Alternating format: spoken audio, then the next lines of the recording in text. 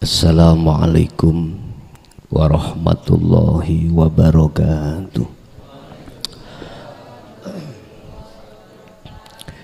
Ila hadratin Nabil Mustafa Rasulillahi sallallahu alaihi wasallam wa ala alihi wa azwajihi wa dzurriyyatihi wa qurabatihi wa ali baitihi wa ashabil kiram wa ila jami'il anbiya wal mursalin wal awliya wa syuhada wa salihin wa tabi'ina salihina ila yaumiddin, khususan jami'i masayikhi ila muntahum wa ila abaina wa ummatina wa azdatina wa masyayikhina wa auladina wa azwajina wa dzurriyyatina wa ahli baitina wa jami'i man tabi'ana, khususan jami'il arwah fi hadhil majlis wa ghairuhum lahumul fatihah.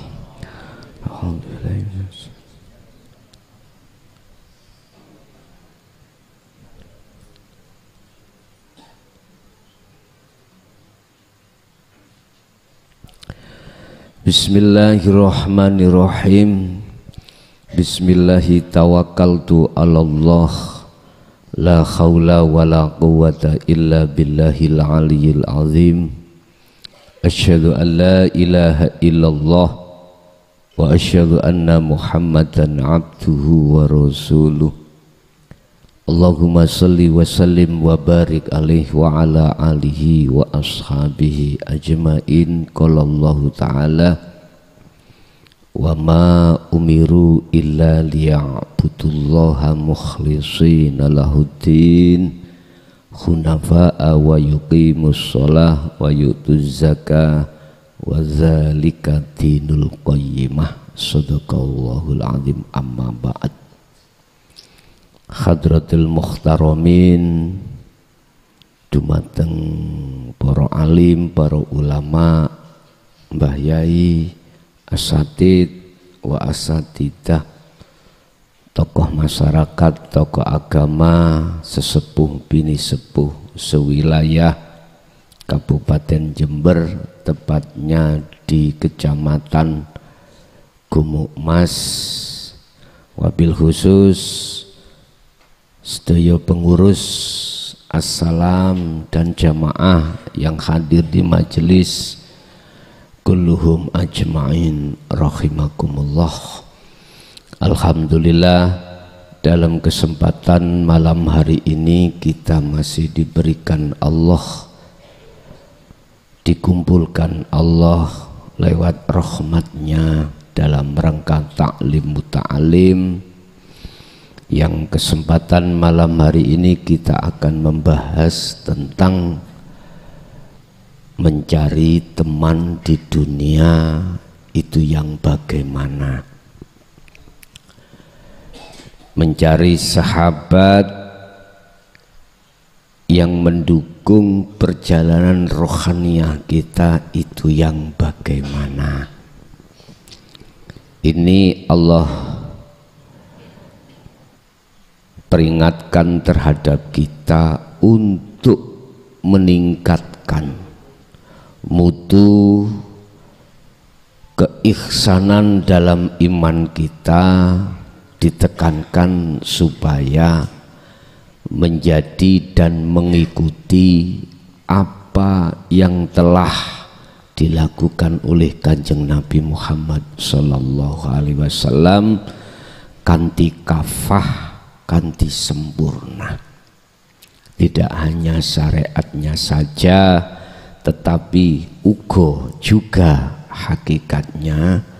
Dengan begitu nanti bisa sampai mencapai derajat yang paling luhur ing ngersane Allah, yaitu derajat takwa. Itulah derajat kekasih Allah. Inna akramakum indallahi atqakum. Tetapi izinkanlah kami akan meneruskan terlebih dulu terkait masalah huruf hijaiyah. Untuk malam hari ini kita akan membahas huruf hijaiyah di huruf Qaf Al-Qadir yang maha kuasa. Artinya apa? Huruf Qaf itu ada diri jenengan. Bentuknya apa? Bentuknya mata bisa melihat, telinga bisa mendengar suara, mulut bisa berbicara, seluruh organ tubuh, jus-jus semuanya itu ada fungsinya. Itu bentuk, di situ ada Al-Qadir. Siapa Al-Qadir? Kalau kita kembalikan tidak ada lain kecuali Allah Subhanahu wa ta'ala. Bagi orang yang belum bertemu Allah pasti akan mencari. Yang belum tahu, yang belum mengerti disebut mencari Allah. Padahal Allah itu dalam dirinya sendiri. Itu kalau sudah tahu, sudah mengerti, sudah paham, tinggal momen-momen pertemuan tersebut.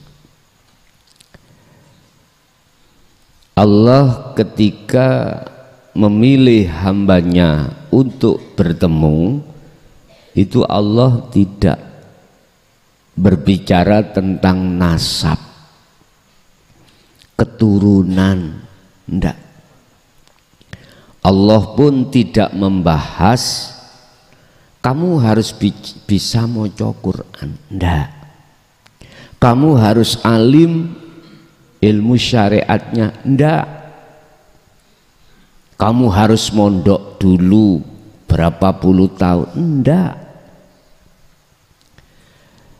Maksud mayyasya, Allah menghendaki itu tidak memandang bulu. Siapapun yang yastami'unal qaula, mendengarkan ajaran Rasulullah di jalur dinul haq,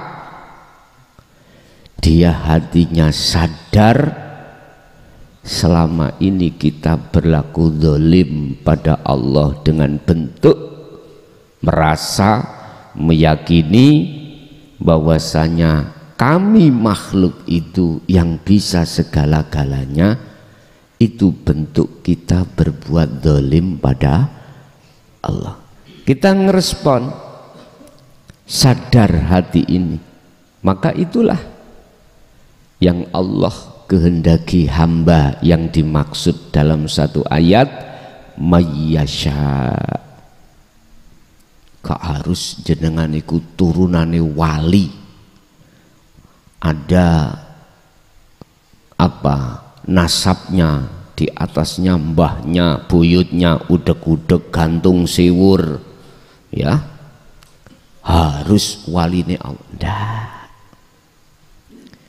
Sekalipun orang tua kita itu ahli maksiat secara syariat, ya bisa Allah itu dan mampu memperjalankan ruhaniyah jenengan untuk mi'raj, untuk suluk nuju wusul. Allah dulu dengan sekarang sama ndak? Sama nggih? Sama. Allah awal zaman, Allah akhir zaman sama. Nggak pernah ganti-ganti Allah, ganti-ganti Tuhan nggak ada. Nama saja yang mungkin itu akan ganti nama karena pemahaman lahiriah, tapi substansinya, isim fa'ilnya, subjeknya, mulai sakdurunge sebelum adanya dunia dan seisinya sampai adanya dunia seisinya, Allahnya sama. Sehingga namanya Isra dan Mi'raj itu dalam pandangan syariat memang hanya terjadi hamba yang dipilih, yaitu Muhammad Rasulullah Sallallahu Alaihi Wasallam. Lah gitu toh. Sebab kadang-kadang itu Pak Bu, mohon maaf, kadang-kadang ada pendapat yang mengatakan proses Isra Mi'raj itu hanya terjadi pada beliau Muhammad ibnu Abdillah. Qur'annya memang begitu. Subhanalladzi asra bi abdihi ai Muhammad temeriku memang ai Muhammad. Dialah zat yang maha suci yang memperjalankan hambanya. Hambanya di dalam tafsir manapun ini memakai ai Muhammad gitu. Maksudnya Kanjeng Nabi Muhammad.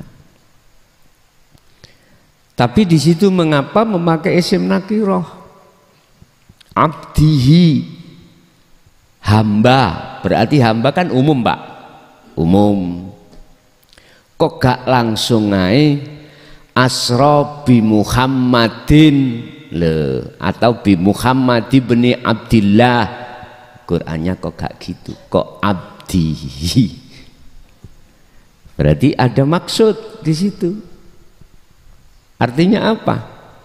Secara pandangan hakikat menjawab, Allah itu mampu untuk memperjalankan hambanya siapapun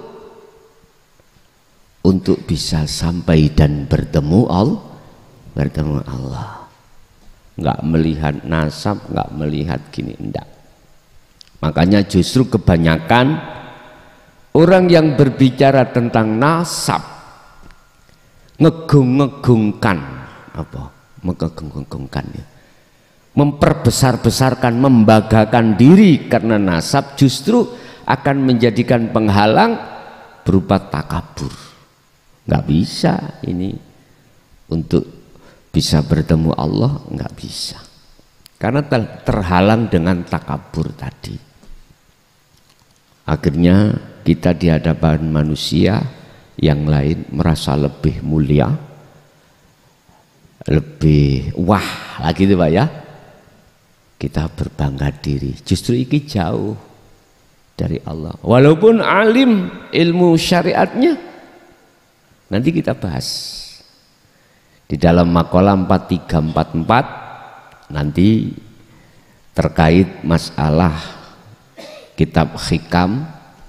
Nanti bagaimana di situ Syekh Ibnu Athaillah memberikan pengertian siapa yang harus kita jadikan teman sejati itu, yang kita jadikan sebagai teman CS itu siapa.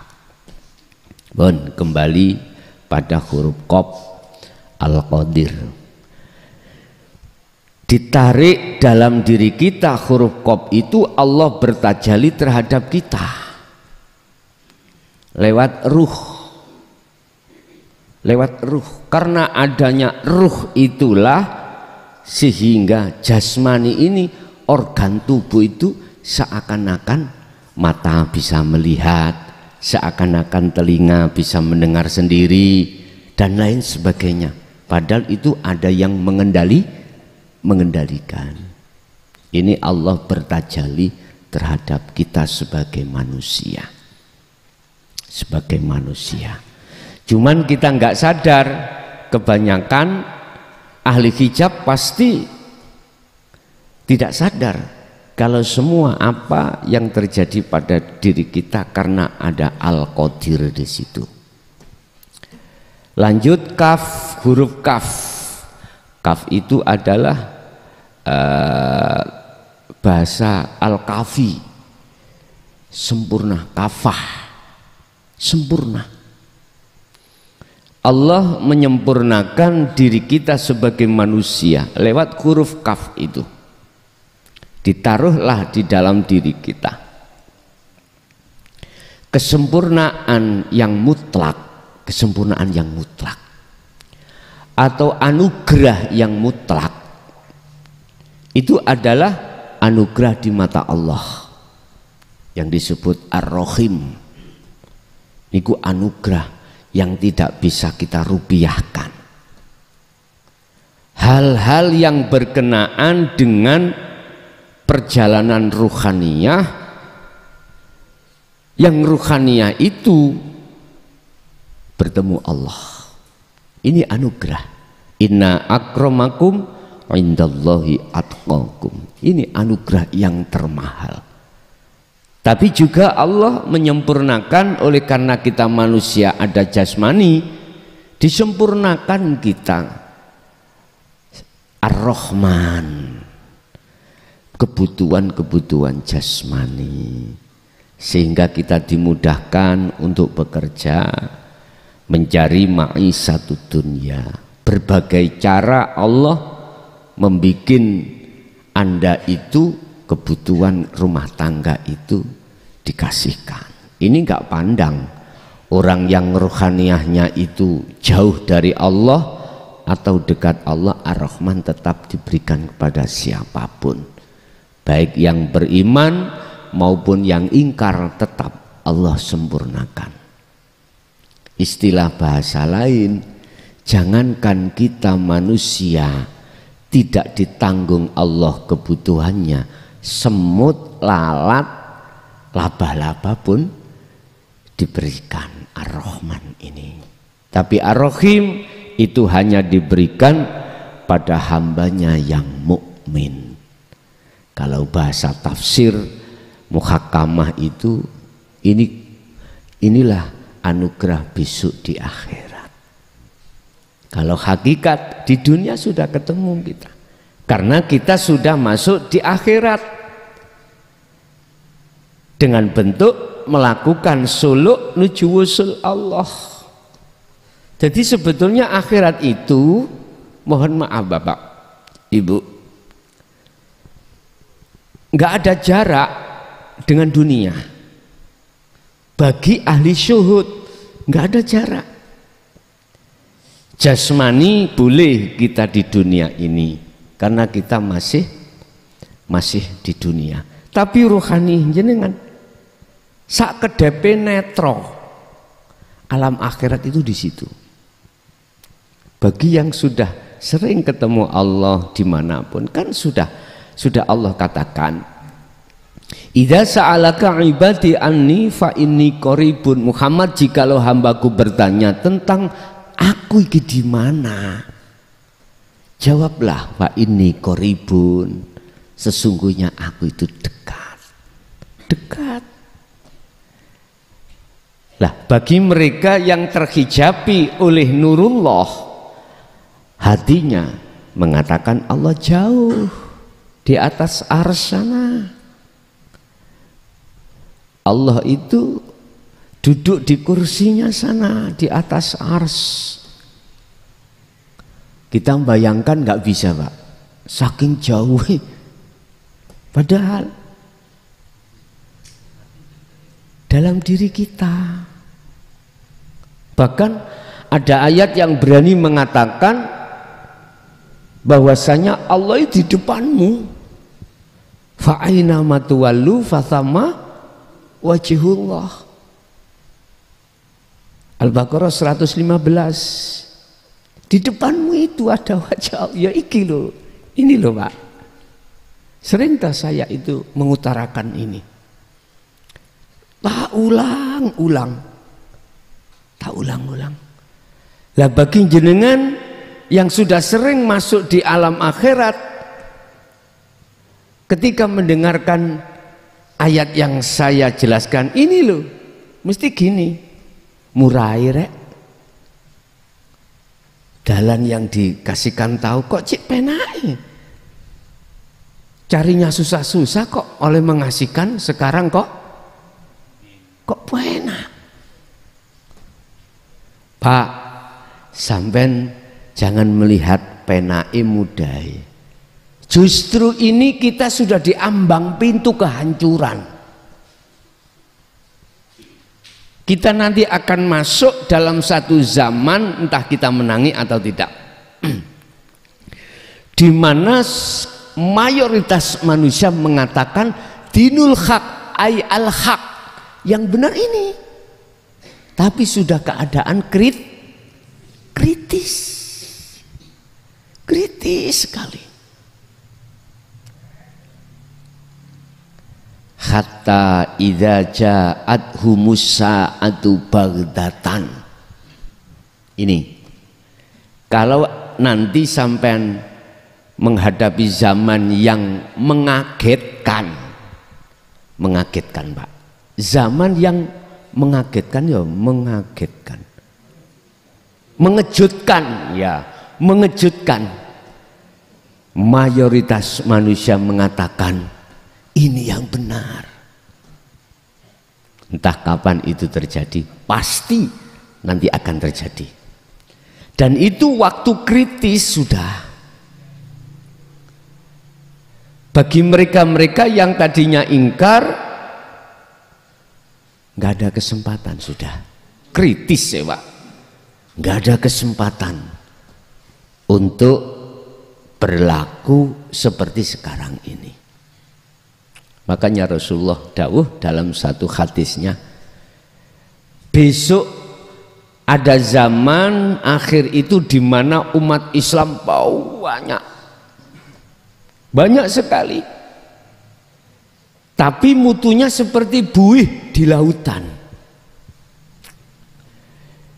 Diterah ombak ke barat, ikut ke barat, timur ke timur.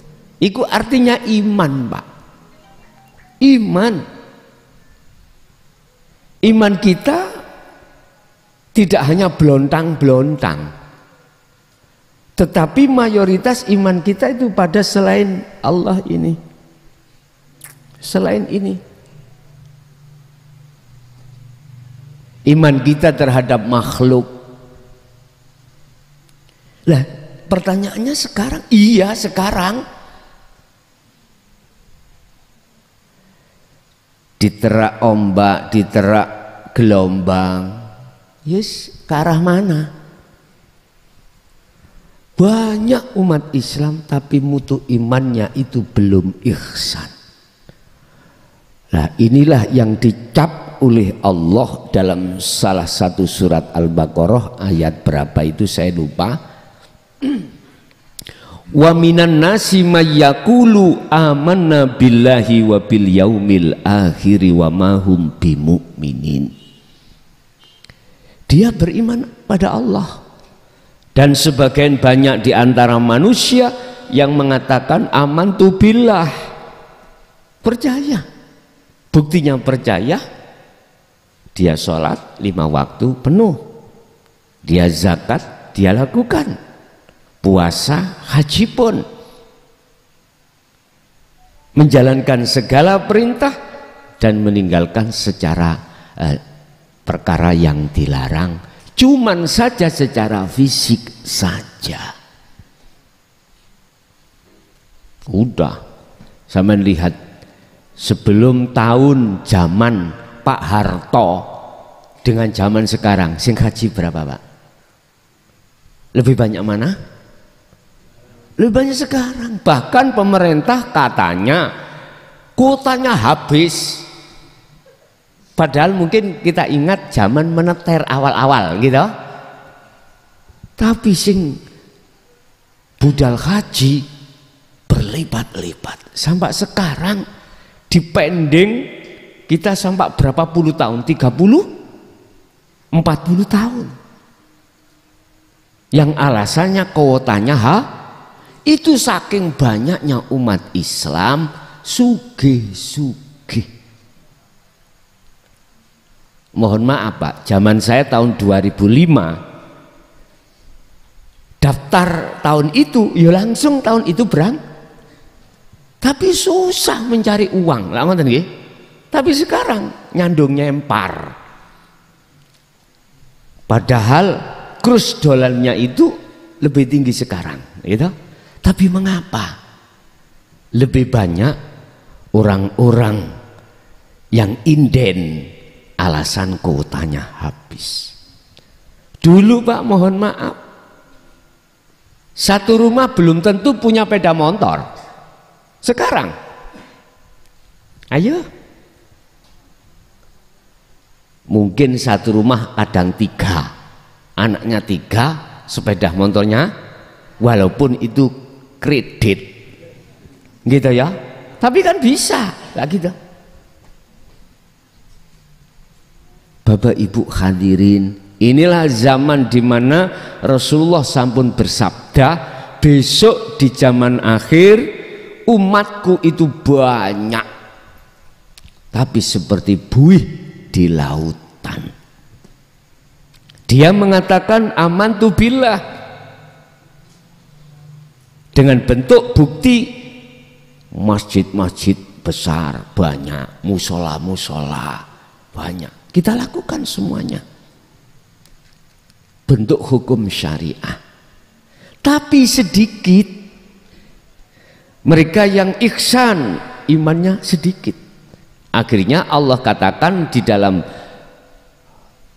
penutup ayat itu, wa mahum bimu'minin. Mereka percaya kalau hari akhir besok akhirat adanya, percaya. Tapi mengapa Allah katakan wa mahum bimu'minin? Sebenarnya mereka itu bukan termasuk orang yang beriman.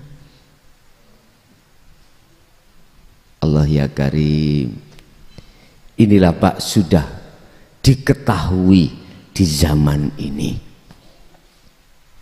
Sedikit sekali imannya yang sudah ihsan, sedikit sekali.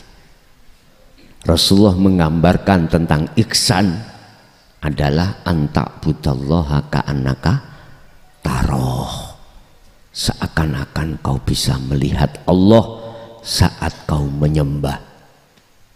Seakan-akan. Itu kan jawabannya la ilaha illa anta. Ini Pak, jawabannya la ilaha illa anta. Sebetulnya dekat, Allah sudah tidak jauh di atas arsy. Di atas sab langit 7 ada arsy. Di situ Allah duduk di kursinya. Mendahno nek gak sualan kayak ketok iki ngene. Nah, kita nonton itu kon isor. Saya itu ngeritik tapi untuk meningkatkan iman, gitu loh maksud saya. Bukan menyalahkan, enggak. Biar iman bertambah. Artinya iman itu biar iman kita sampai ke ihsan. Wa mahum bimu'minin, sekalipun kau berkata amantu billah wa bil yaumil akhir, tetapi oleh karena ruhaniyah kita itu imannya belum ihsan, maka kitalah yang masuk di dalam ayat itu. Sebetulnya tidak dikatakan beriman pada Allah, karena iman kita masih pada makhluk, pada makhluk. Pun huruf kaf ini Allah menyempurnakan dalam diri manusia, tidak hanya ma'isyatul dunia tetapi ma'isyatul akhirah. Cuman kebanyakan manusia berhubung sudah terjerat di dalam kepentingan kehidupan, kesenangan dunia, akan melalaikan kepentingan kehidupan akhirat. Terus yang terakhir adalah lam. Lam niku adalah al-latif, maha halus. Allah mendidik kita baik secara jasmani maupun rohani, ada tahapan. La ilaha illallah, la ilaha illa huwa, la ilaha illa anta, la ilaha illa ana. Halus banget. Secara fisik jasmani kita ketika lahir nggak langsung dikasih makan, ASI dulu, halus. Nanti berapa bulan, berapa tahun naik ke pisang, naik ke nasi, dan begitu seterusnya. Sekarang kita sembarang masuk, sate masuk, apalagi apapun masuk. karena sudah diproses. Jadi nggak kaget jenengan. Secara ketauhidan kita juga diproses oleh Allah dengan halus sekali. Kita dikenalkan hukum syariat, kita dikenalkan apa sih thariqah, apa sih hakikat, apa sih makrifat, sedikit demi sedikit. Lah, ketika kita itu dihidup di zaman akhir ini, banyak orang-orang yang jiwanya itu masih TK, walaupun umurnya sudah 60, 70, bahkan 90, tapi jiwanya masih ada di tingkat TK, taman kawak-kawak. Mboten kanak-kanak, kawak-kawak udah. Qad aflahal mu'minuna alladzina hum fi sholatihim khashi'un. Berbahagialah Anda jikalau hati Anda sudah bisa untuk menerima dinut tauhid sehingga bisa bertemu Allah. Berbahagialah Anda jikalau Anda sudah beriman bahwasanya ada pertemuan terhadap Allah. Tapi qad khasiral ladzina kadzabu biliqa'illah. Sungguh sengsaralah bagi mereka yang mendustakan atas pertemuan terhadap Allah. Jadi Al-Latif, huruf lam itu Allah juga memproses secara halus baik secara jasmani dan rohani. Makanya kemarin itu kami ke Banyuwangi, mohon maaf mengapa bahasanya tidak langsung jelek seperti di sini, karena mohon maaf masih banyak yang kaum ambak, sehingga saya mencari materi tingkatkanlah imanmu dari nurul iman menuju hakul iman, syariat naiklah kau ke hakikat. Nek jenengan iki wis gak nang kata terang syariat maneh, hati langsung makjeleb hakikat langsung. Bon, qala musannifu rahimahullah, aslu kullu maksiatin, utawi pangkali sumbere saben-saben maksiat, wa ghaflatin lan sumbere lali hati kita pada Allah, wa syahwatin lan sumbere syahwat, kesenangan yang ditimbulkan oleh nafsu dalam diri kita yang berbentuk basyariah, manusiawiyah, iku adalah ar-ridho, ridho anin nafsi, saking aja-ajai hawa nafsu. Terus yang dimaksud maksiat lalai syahwat itu bangsa jasmani apa bangsa rohani? Niki kebanyakan yang mengkaji hikam, kebanyakan itu maksiat ini jasmani yang diterangkan, kebanyakan. Tapi maksudnya, makhluk syahidnya, substansinya itu ruhani, Pak, bukan jasmani. Kalau jasmani ini adalah bayang-bayangnya, betul lah, ayang-ayang itu bayang-bayang, bayang-bayangnya. Aslinya yang dimaksud maksiat di sini adalah ruhani. Aslu kulli maksiatin, pangkali maksiat dan pangkali lali dan pangkalnya syahwat iku jenengan ngikuti ridho sangka nafsu diri kita. Apa nafsu dalam diri kita ngajak yang bagaimana? Wama ubarri'u nafsi inna nafsa la amratum bisu. Ini. Jadi yang dimaksud maksiat secara rohaniah kita adalah beriman selain Allah.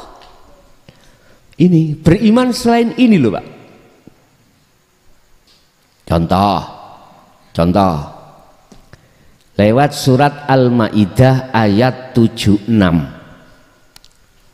Allah ngutus Nabi Muhammad untuk nyampeaken terhadap umat.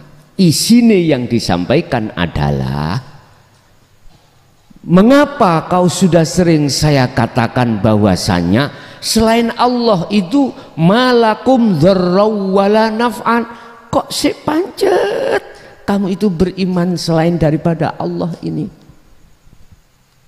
Maksudnya makhluk siapapun dan apapun itu sebetulnya tidak bisa memberikan manfaat atau mudarat, nggak bisa. Lah itu koyoke bisa apa? Karena Allah bertajalli di makhluk itu.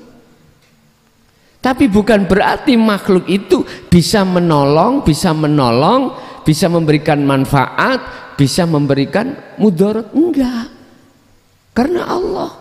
Oleh karena kita tolak ajaran untuk masuk di dalam jalur akhirat inilah, maka kita menuduh dan beriman bahwasannya makhluk itu bisa mendatangkan manfaat. Contoh uang,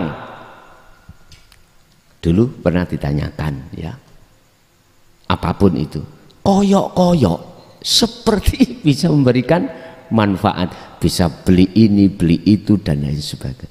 Padahal Allah bertajalli di situ, ala innahu bikulli syai'in muhit. Ingat ya, ingat kalau bahasa Allah yang mengatakan sesungguhnya aku ini meliputi di situ, cuman matamu yang tidak mau melihat aku. Betul toh Pak? Bahasa Indonesia toh itu?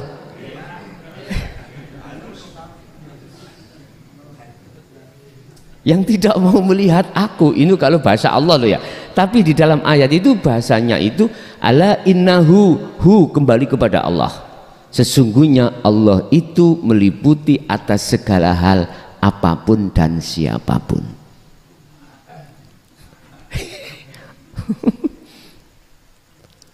Nek sampai nih senior ya wis tak jelebno kuno ae. Lah ini tadi malam saya kasihkan yang modar. Semua ada prosesnya Pak. Al-Latif, Allah memproses dengan halus ya kan? Itu maksiat. Wa ghaflah, jadinya lalai. Kita selalu lalai pada Allah. Kalau Allah itu yang berperan, yang sebagai isim fa'il, terus apalagi syahwat, kesenangan dunia, kesenangan kehidupan duniawiyah. Karena apa? Karena kita itu ridho anin nafsi, saking bisikan ajak-ajak nafsu kita. Sejarah yang tidak bisa kita lupakan Pak.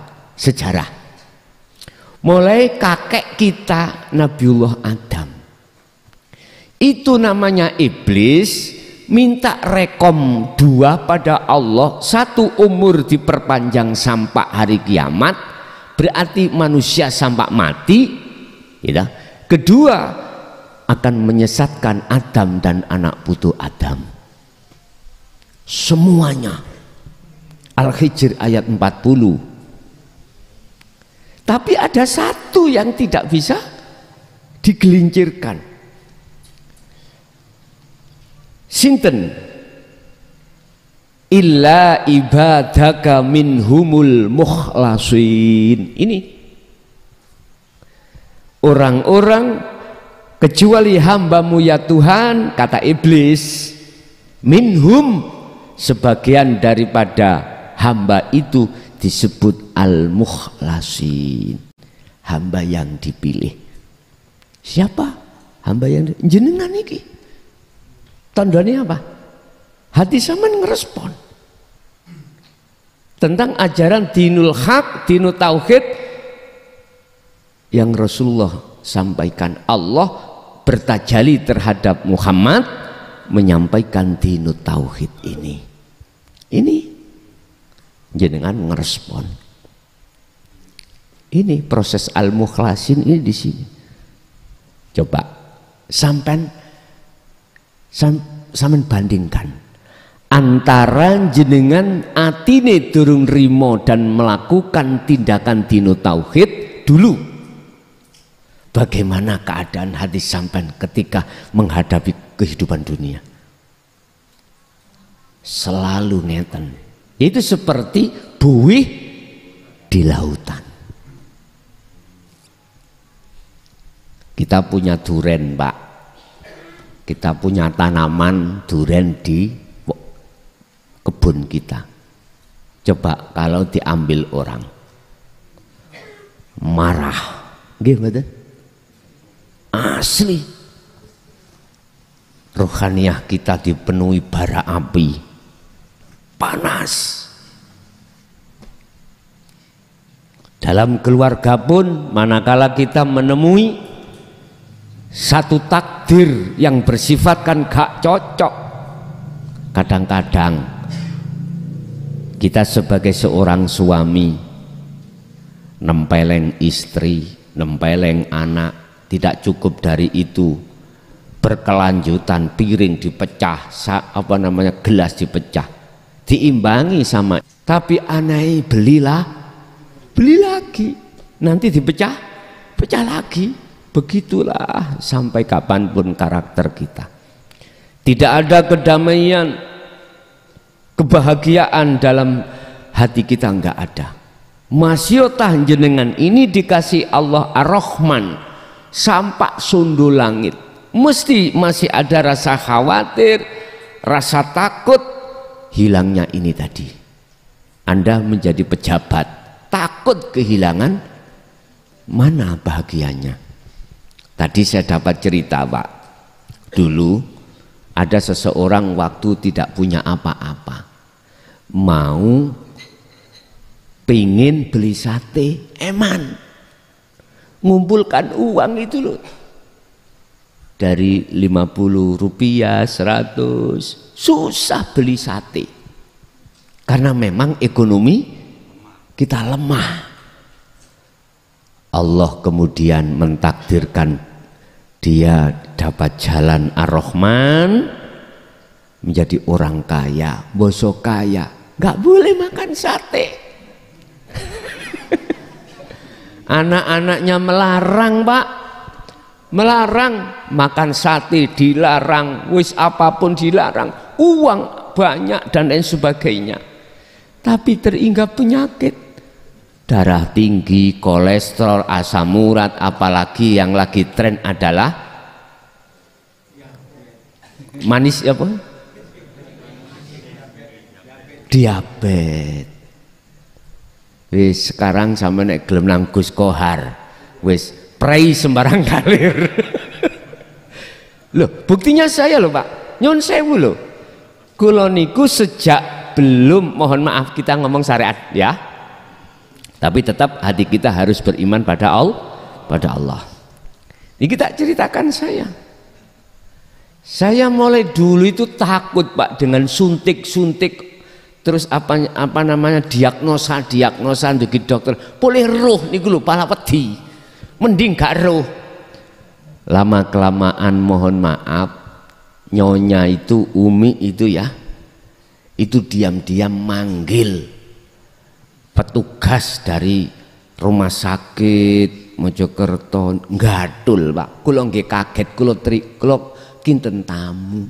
Tibake mara mundut getih kula. Lah, akhirnya konangan toh, Pak. Konangan. Saya ketika sebelum itu ya, saya itu badminton setiap kali badminton iku subuh mau sholat iku tang iku bringking napa jenenge berangkang, Pak, gak mboten saged nyet yen mboten saged karena suwakit kabeh. Lebih-lebih di dengkul ini, oh bahasa Indonesia dengkul, lutut lutut.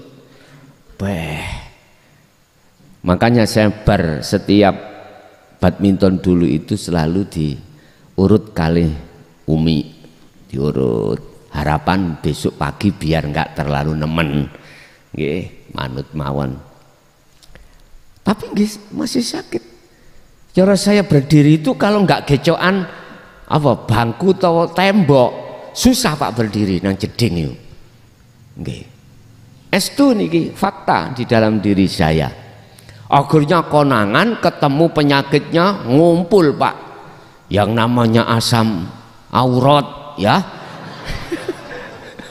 Iku muncul kolesterol, terus apa tadi diabetes. Waduh, dokter nggih kasih ngomong tidak boleh makan ini, tidak boleh makan itu. Bayo lemes Pak awak iki, lemes estu lemes. Mungkin sampean tahu konten-konten saya waktu lemes-lemes ngoten ya.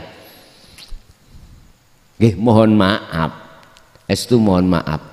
Jadwal saya tidak pernah libur sama sekali, enggak pernah. Kemarin Rebo itu saya kaget Pak. Rebo kemarin ini loh.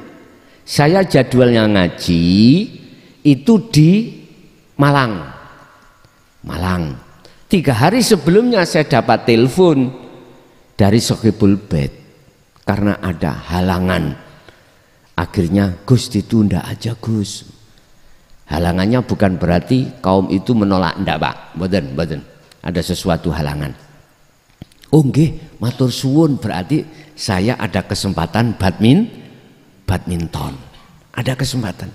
Akhirnya betul Pak, saya badminton. Bukannya waktu badminton untuk nguji saya nanti bagaimana, ndak. Setelah kami sudah 1 bulan Gus ya.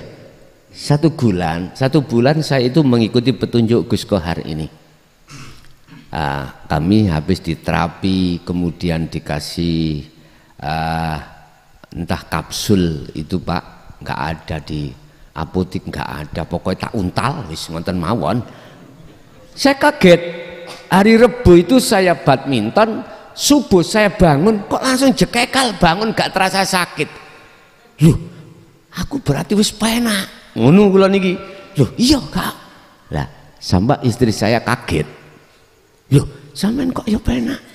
Tapi tetap nggih mohon maaf, bukan berarti saya menyalahkan secara medis, ndak Pak, ndak. Sekarang saya lost doll ngoten. Tapi ya tetap saya juga akan tidak israf, tidak berlebih-lebihan, ndak, sekedarnya aja. Tapi kan sudah mending gitu loh. Lah, ini saya nggak tahu. Berarti sebelum kami itu mengenal di dunia apa namanya terapi dari Gus Kohar ini, berarti nggak tahu tubuhku itu dipenuhi oleh penyakit-penyakit kronis. Tandanya saya yaitu tadi, Masya Allah. Padahal rebut kemarin aku sampai 2 kali loh Pak, 2 permainan. Biasanya itu saya cukup 1 permainan aja. Kadang-kadang nggak nutut, diteruskan yang lain. Lah kemarin itu 2 set. 2 set itu apa? Ya 2 kali permainan, langsung nggak ada jeda. Jadi saya sudah selesai set pertama, terus saya naik lagi karena tak anggap saya masih kuat, naik lagi. Biasanya jarang Pak, saya itu kalau nyemes itu sambil lompat itu nggak pernah. Lo tadi itu rebut lompat saya, iya lompat. Masya Allah, itulah anugerah Allah secara ar-Rahman. Tetap saya beriman semuanya itu karena Allah. Allah bertajalli lewat situ, akhirnya sifat-sifat kudratnya Allah terjadi di situ. Nah, bahasa sifat basiro saya itu sebetulnya kami itu ingin lekas, sebetulnya itu bebas dari urusan dunia. Artinya apa? Lekas meninggal. Lah ngoten sih, lah bebas toh pun. Tapi mungkin Allah berkehendak lain. Saya sekarang turun umurnya tidak 55 tapi 20 tahun. Berarti masih lama lagi. Pun. Jadi pangkal daripada maksiat lalai kita selalu menyenangi terhadap kehidupan dunia adalah ar-ridho an-nafsi, anin nafsi, ridhoni kita terhadap bisikan nafsu. Alladzi yuwaswisu fi sudurin nas. Nafsu selalu membisikkan ke dalam dada kita supaya beriman. Son muklason akonono ning atimu sing ngaji awakmu. Ini lho Pak, bisikan nafsu. Niki pangkal Pak. Pangkal jikalau saya ridho ajak-ajakan nafsu, maka saya ini dikatakan orang yang maksiat, orang yang melalaikan selalu terhadap Allah. Ujung-ujungnya syahwat dunia ini numpuk di dalam diri saya. Inilah sifat basariyah yang dijadikan pos keamanan diri nafsu untuk menyerang rohaniyah kita. Padahal Rasulullah, inilah yang dikhawatirkan Rasulullah. Sahabat kita habis jihad kecil, sekarang kita memasuki jihad besar. Umatku besok itu mengalami perang yang amat besar, yaitu merangi hawa nafsu. Wa adallu kulli taatin, iki kebalikan. Anapun wa adallulan utawi pangkale saben-saben taat, waya kodotin jenengan iki selalu ngestokake zikir pada Allah, wa afatin dan budi luhur, yaiku adamur ridho mingka ora anane ridho dirimu, mingka dirimu saking dirimu, anha saking nafsu. Tidak adanya ridho ruhaniyahmu terhadap nafsu. Inilah pangkal ketaatan. Inilah pangkal ketaatan. Berkenaan dengan hal ini Pak, makalah 44 Syekh Ibnu Athaillah memberikan masukan. Kuwi nek konco, nek ndadekake wong liya konco CS, ojo golek konco sing alim ilmu syariate tapi kuceluk ilmu hakikate. Ngerti kuceluk? Jangan menjadikan teman dekatmu itu orang yang alim, yang selalu mengikuti hawa nafsunya. Tapi carilah satu teman CS-mu. CS itu teman dekat Pak. Orang ini walaupun bodoh ilmu dohiri, tapi alim ilmu batini. Mending seperti itu. Wong sing alim ilmu batinnya itu selalu mawas diri terkait kepentingan hawa nafsunya. Dia selalu mengkat, memerangi ajak-ajakin nafsu di dalam dirinya. Dia enggak ridho nafsu itu menjajah dalam hatinya. Orang ini tidak harus alim ilmu dohiri Pak. Tidak harus.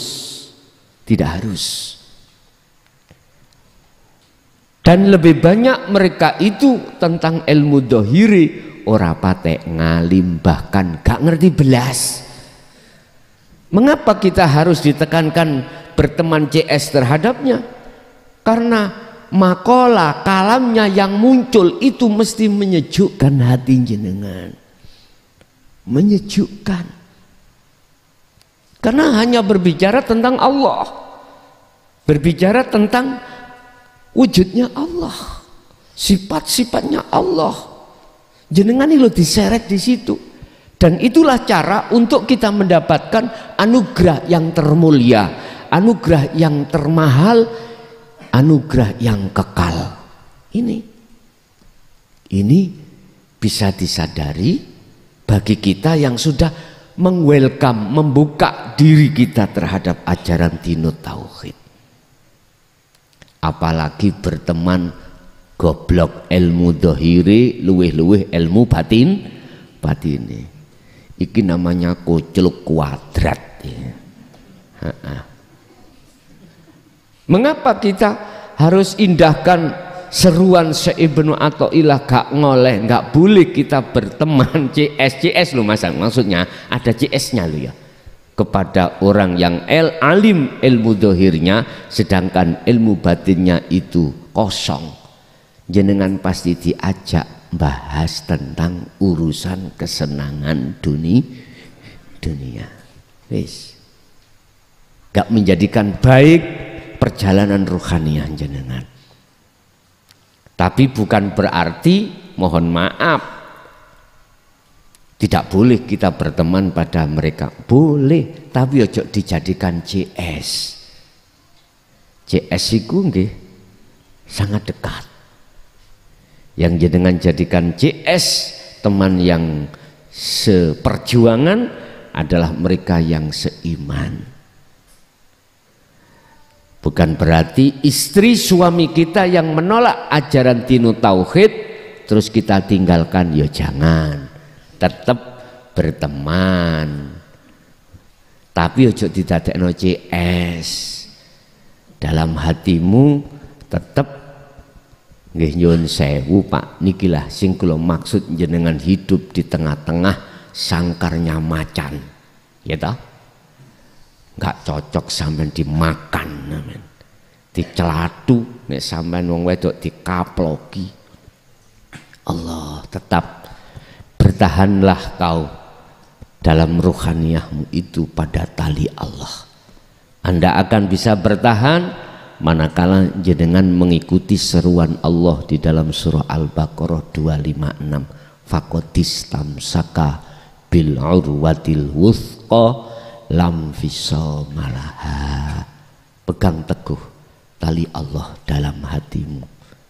Walaupun suami, istri, orang dekat kamu itu tidak tahu. Bapak Ibu hadirin jamaah rahimakumullah. Tidak mudah Pak kita mencari teman yang CS senasib rohaniah dalam satu iman, di dalam ihsan, itu enggak mudah. Sebab kebanyakan manusia itu berhenti dalam iman, tidak di ihsan. Ini kebanyakan di situ. Dan juga tidak mudah kita menemukan figur yang kita jadikan sebagai rujukan rohaniah kita pada Allah. Tetapi jenengan sekarang sudah terkondisi dan dikondisikan oleh Allah.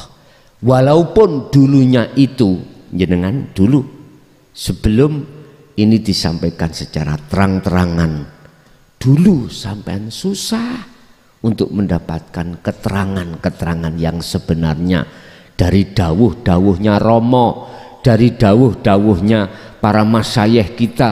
Karena para masyayikh kita itu ada jarak, ada sifat yang berhati-hati untuk menyampaikan Dinut Tauhid, sehingga terjadilah penyampaian secara isyarah, secara kinayah, tidak dijabarkan seterus terang.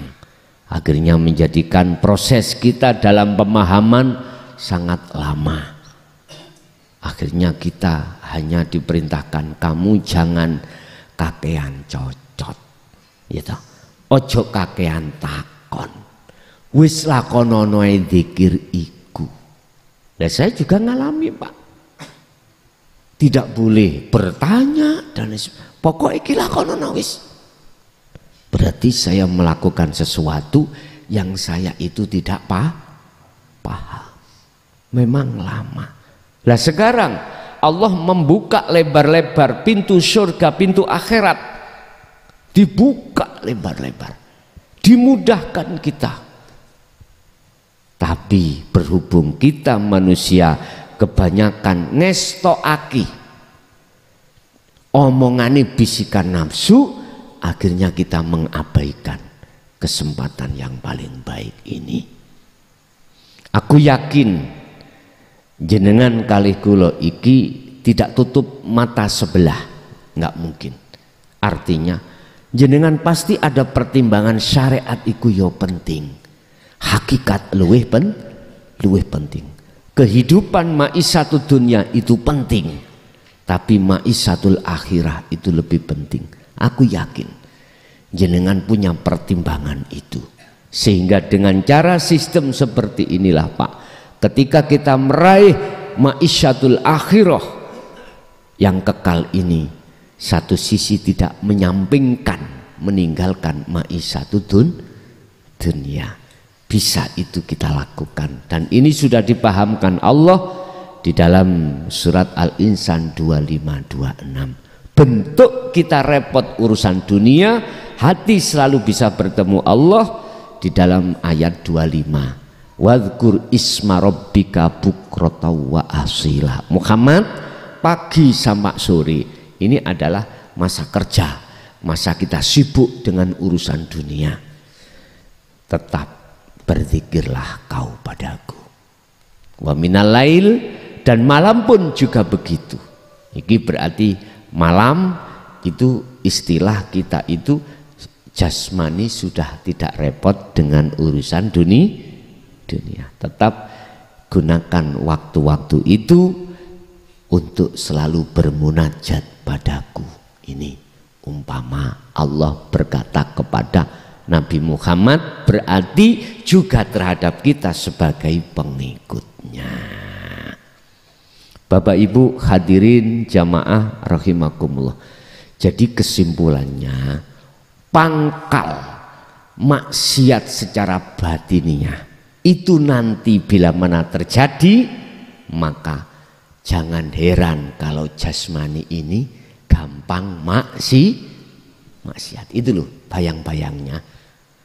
Kalau ruhaniyah kita sering kali lalai pada Allah, sering kita maksiat beriman pada selain Allah, suka bersyahwatu dunia hati ini, maka otomatis akan menimbulkan buah hasud, buah riya, buah takabur, dan lain sebagainya. Otomatis jasmani kita itu juga mudah melakukan maksiat secara sarengan.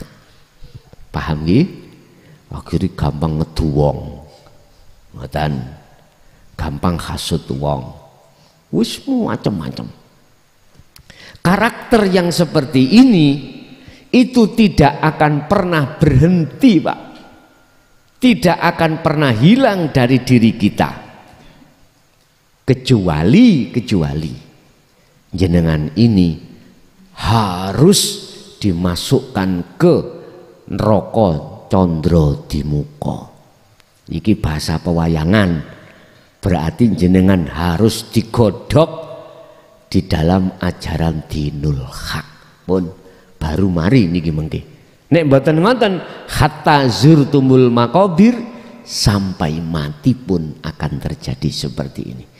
Akhirnya akibatnya kita itu dimasukkan Allah di dalam surat Al-Isra ayat 72, di mana Allah katakan, siapa di antara hamba-hambaku hatinya masih buta pada Allah di dunia ini karena terhijabi oleh makhluk, maka imannya pada makhluk, melihatnya, bersaksinya itu terhadap makhluk, di akhirat pun juga buta ruhaniyah ini. Wa adallu sabila, dan jalannya itu lebih gelap dan lebih tersesat. Naudzubillah min dzalik. Mafhum mukhalafah, kebalikan maksud ayat ini, barang siapa saat di dunia hatinya sudah tidak buta terhadap Allah ini dekat ini, maka di akhirat pun juga tidak buta. Tidak buta. Wa adallus sabila itu sudah tidak berlaku bagi jenengan. Summalatun sorun juga tidak berlaku. Yang berlaku adalah jenengan ini sudah nyata, senyata-nyatanya dapat pertolongan dari Allah Subhanahu wa ta'ala. Sebab ketika saat di dunia jenengan ini menjadikan Allahu waliyul ladina amanu yukhrijuhum minadz-dzulumati ilan nur. Tapi bagi mereka yang beriman terhadap selain Allah ini, Tuhan ini, walladzina kafaru auliya'uhumut taghut, ya, berarti ke makhluke. Bagaimana yukhrijunahum minan nuri ila dzulumati, gelap alias peteng dedet. Bapak Ibu hadirin, bagaimana cara kita memilih teman itu? Sampai lihat dari ruhaniyahnya, dilihat dari jasmaniyahnya. Qaul, ucapannya. Sampai tidak boleh neliti secara fisik jasmaniyah selain kaulnya. Apakah kaulnya itu mengajak jenengan itu terhadap syahwatul dunia atau mengajak terhadap syahwatul akhirah? Hanya di situ pelanggaran loh Pak, diteliti. Kalau teman yang sampean kenal walaupun belum kenal kok yo ngomongi iku masalah menjurus terhadap keesaan Allah, pun dekatilah dia. Jadikan sebagai teman mukholid jenengan, teman CS jenengan. Pasti jenengan akan didorong ruhaniyah jenengan menuju Allah. Tapi coba sampean kalau melihat kaulnya itu selalu berbicara terhadap, mohon maaf, tentang man aroda dunya fa'alaihi bi ilmin, bukan berarti kita jauhi, tidak. Silahkan kita berteman tapi sebatas dohiriyah saja. Ruhaniyah kita harus mengambil makna daripada itu semua. Bapak Ibu, laksana jenengan iki ke dokter, ojo ndelok dokteri, tapi sampean harus melihat alladzi asra bi abdihinya itu, melihat zat yang maha suci yang mendengar yang memperjalankan si dokter itu tadi. Pun Bapak Ibu, itu mungkin apa yang bisa kami sampaikan terkait makalah mencari teman mukholid, sahabat, yang sahabat itu walaupun secara dohir dia itu orang asor, orang yang bodoh tentang ilmu dunia, tapi alim tentang ilmu akhirat. Aku yakin itulah yang pantas yang kita jadikan sebagai teman mukholid atau teman dekat kita. Kadang-kadang loh Pak, nek ngomong dijak ngomong wis gak ngerti waktu sampai subuh keturutan angatan nggih, keturutan. Sebab kalau sudah masuk ke ranah pembahasan Allah, wis Allah sengaja memang mengkondisikan hatimu selalu lapar, selalu haus, terus nggak ada habisnya.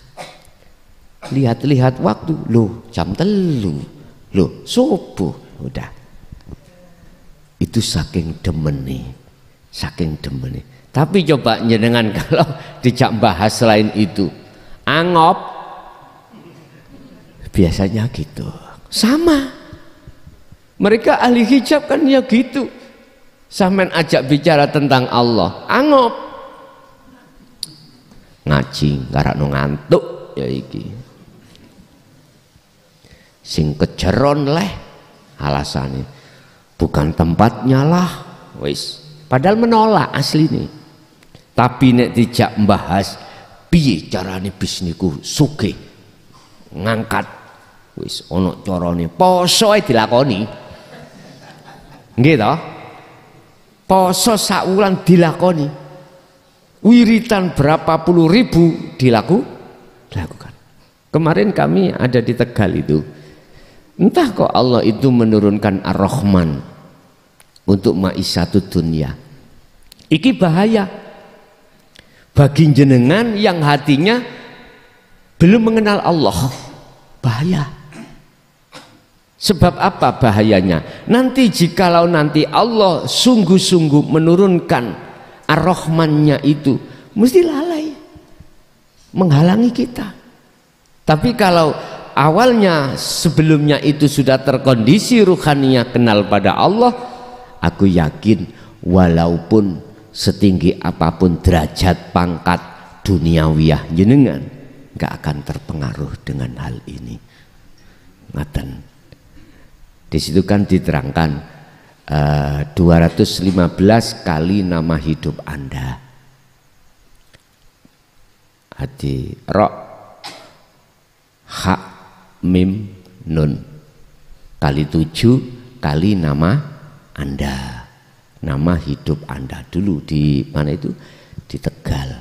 Artinya silakan itu kau lakukan, tapi dengan syarat sertakan adzikru bisiril asror, supaya Anda tidak terpengaruh nantinya, supaya Rahman itu tidak menjadi penghalang ruhaniyahmu kepada Allah. Nggih, Bapak Ibu hadirin jamaah rahimakumullah, untuk bulan Maret masih ada ya. Jadi kita bulan Maret itu masih ada waktu, masih ada, kita masih bisa bertemu. Nanti kalau bulan puasa khusus bagi pemula, saya tekankan sekali lagi, kalau ada kesempatan dari umat manusia dari sudut manapun, kalau ada kesempatan, saya berarti tidak bicara yang sibuk, monggo. Kesempatan di tahun ini, di bulan Maret sasi Ramadan khusus bagi pemula, bisa kami bimtek mulai dasar ya, dasar tauhid itu, biar kita nanti nggak bingung begitu. Tapi yang senior wis masih dikai model nyokwi Allah langsung mak pelak ngoten. Bon, Bapak Ibu monggo kita masuk pada sesi tanya jawab, atau ada yang menambahi dari makalah tersebut dan lain sebagainya, kami persilahkan.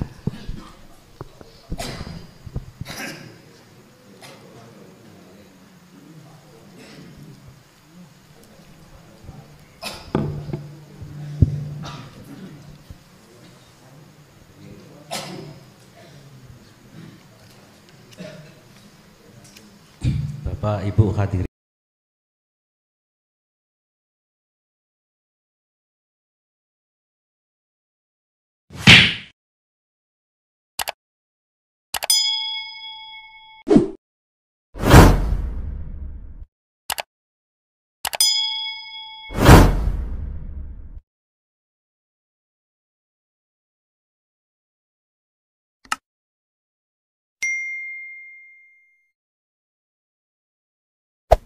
Hey there.